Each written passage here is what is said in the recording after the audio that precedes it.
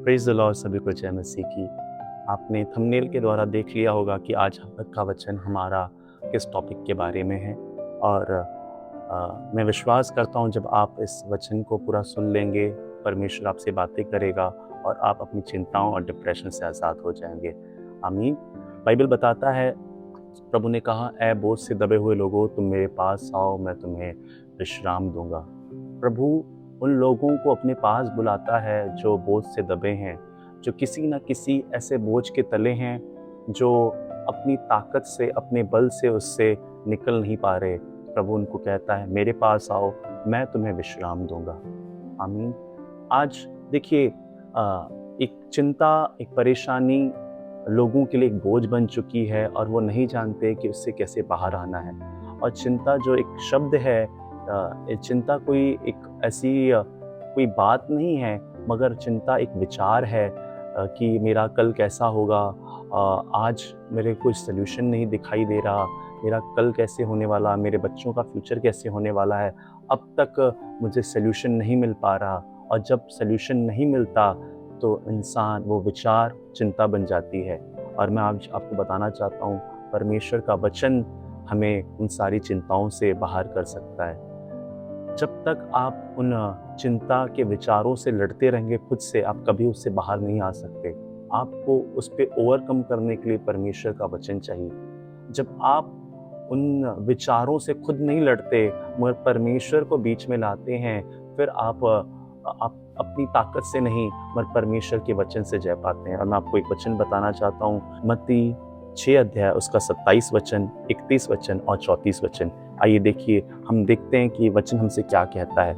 मत्ती 6 उसका 27 में आप सबके लिए पढ़ना चाहूँगा। तुम में से कौन है जो चिंता करके अपनी आयु में एक घड़ी भी बढ़ा सकता है? पहले प्रभु कह रहा है, कौन है ऐसा जो बहुत चिंता कर रहा है और चिंता कर करके अपनी जिंदगी में एक पल भी बढ़ा ले। बाइबल कहती है ऐसा कोई नहीं है। मतलब चिंता करने से कुछ नहीं होने वाला। जिन बातों के बारे में आप सोच रहे हैं, उनको सोचने से कुछ नहीं होने वाला। दूसरा वचन क्या कह रहा है मत्ती 6:31 में, इसीलिए मैं तुम चिंता करके ये ना कहना कि हम क्या खाएंगे, क्या पिएंगे, क्या पहनेंगे। अब बाइबल, प्रभु हमसे कह रहे हैं बाइबल में अपने वचन के द्वारा कि तुम चिंता करके ये मत कहो कि कल मेरा कैसे होगा, हम क्या खाएंगे, कल क्या पहनेंगे, या हमारे साथ कैसे सब कुछ सही हो सकता है। बाइबल कहती है इनके बारे में आप चिंता ना करें।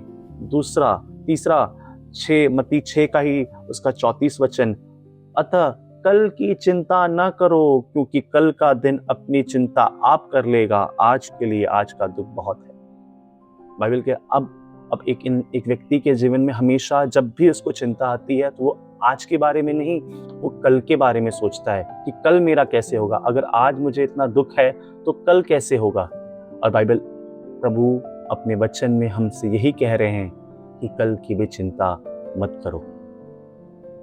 हाँ पास्टर, अगर हम चिंता ना करें तो कैसे इससे बाहर आ सकते हैं? हाँ, इसके लिए प्रभु हमसे 1 पतरस 5:7 में बात करता है कि अपनी सारी चिंता तुम मुझे दे दो, मुझे तुम्हारा ध्यान है। हाँ, मुझे अपनी सारी चिंताओं को प्रभु के हाथों में देना पड़ेगा। कैसे मैं अपनी चिंताओं को दे सकता हूँ?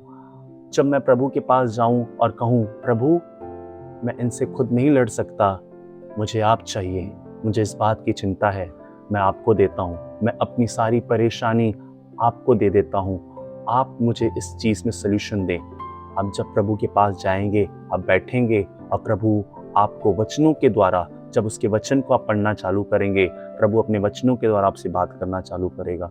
और प्रभु धीरे धीरे जैसे जैसे आप उसके वचन में पढ़ना चालू कर देंगे, आप वचन को पढ़ना चालू कर देंगे। ध्यान से समझिए, चिंता नहीं, एक विचार है कि कल मेरा कैसे होगा। उस विचार से, उस थॉट से बाहर आने के लिए आपको परमेश्वर का वचन चाहिए। जैसे अभी प्रभु का वचन कह रहा है कि कल की चिंता मत कर, ये मत चिंता कर कि कल क्या खाएगा, क्या पहनेगा, ये मत चिंता करके तो अपनी आयु को नहीं बढ़ा सकता। अब मैं क्या करूं? इस वचन को रख लूं और मैं बोलूं, प्रभु हमें विश्वास करता हूं, मैं आपके वचन पे विश्वास करता हूं, मैं आपके वचन पे भरोसा रखता हूं।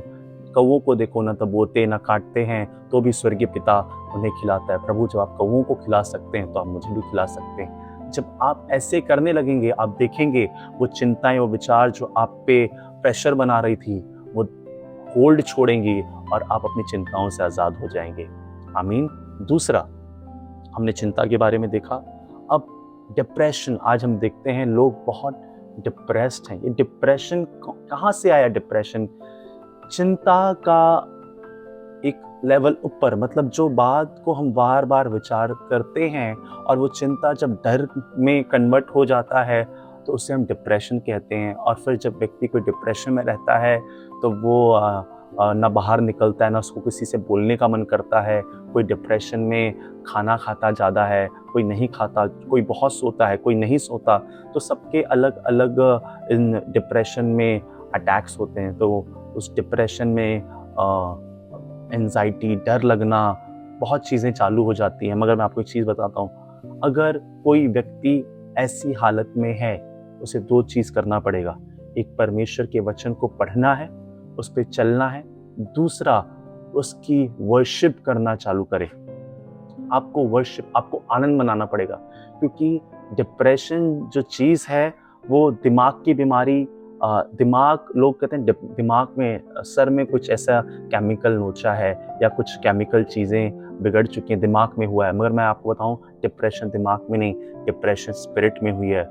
डर रहा है वो व्यक्ति और उससे निकल नहीं पा रहा। मगर जैसे आप वचन लेंगे और प्रभु की आराधना में जाएंगे, आपकी स्पिरिट जॉय में आ जाएगी। और आप देखेंगे जैसे जैसे आप वचन पढ़ रहे हैं और उसकी आराधना कर रहे हैं, आप चिंता और डिप्रेशन से थोड़े ही दिनों में आप आज़ाद महसूस करेंगे। आमीन, आमीन। इन चीज़ों को, परमेश्वर के वचन को थामे रहें। उन विचार, उन चिंताओं के पास ना जाएं, मगर प्रभु के वचन के पास आएं, उसके वचन को पढ़ें और वर्शिप करें। आप आज़ाद हो जाएंगे यीशु के नाम से।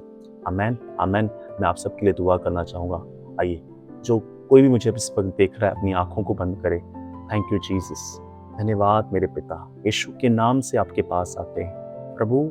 इस वक्त जितने भाई बहन मुझे देख रहे हैं, और प्रभु जिन बात की चिंताएं इन्होंने ले ली है और इन चिंताओं ने जो डिप्रेशन का रूप ले लिया है, प्रभु आज यीशु के नाम से आपका वचन आया, मुझे अपनी सारी चिंता दे दे, मुझे तेरा ध्यान है। यीशु के नाम से प्रभु इनकी चिंताएं आप ले लीजिए। और प्रभु तेरी मदद इनकी ज़िंदगी में आ रही है। वो हर एक डिप्रेशन, वो हर एक डर इनको छोड़े और जाता रहे यीशु के नाम से। प्रभु आपने ऐसा कर दिया, धन्यवाद। यीशु के नाम में मांगते हैं, amen, amen. God bless you all. प्रभु आप सभी को आशीष करे। कल फ्राइडे है, कल उल्लासनगर में हमारी सभा है। अगर आप उल्लासनगर में हैं, ज़रूर आएँ और प्रभु की महिमा करें और परमेश्वर के वचन से आशीष लें। God bless.